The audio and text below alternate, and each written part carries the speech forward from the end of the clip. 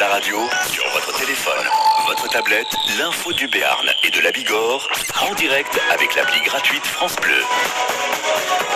Des gens qui se lancent des défis, qui adorent la vie et qui la croquent à pleines dents. C'est le cas de notre invité ce matin à 7h13. Bonjour Alexandre Tournier. Bonjour. Vous avez fait le pari de faire le Gap de Pau et Bayonne en kayak.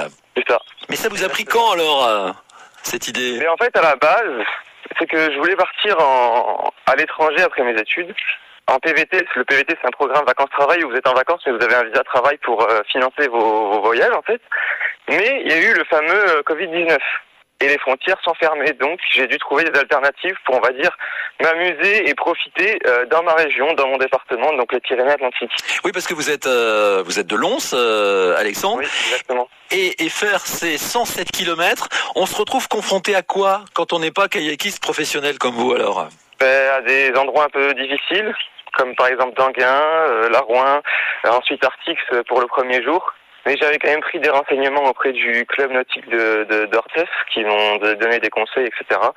Et donc j'ai passé sans prétention à pied par les passes en tirant le bateau avec une corde pour pas que moi je sois dans les remous, etc. C'est un défi personnel, un défi mental, physique. Et puis aussi des rencontres humaines, ouais. Puis vous faites de la montagne aussi parce qu'on peut vous suivre. Je vous ai vu sur une chaîne YouTube. Oui, exactement. Comment peut-on vous retrouver alors sur YouTube, Alexandre? Alors sur YouTube, c'est Alex Trek, donc A-L-E-K-S Trek T-E-R-K. Et aussi également sur Instagram avec le même nom. Et ce qui est bien sur Instagram, c'est que je peux partager, on va dire, plus en direct avec les gens, puisque YouTube c'est plus du après quoi, avec le montage, etc. Pour septembre, j'avais peut-être projet de faire un bout du GR10 entre Hendaye et la Reims. Là, c'est à pied.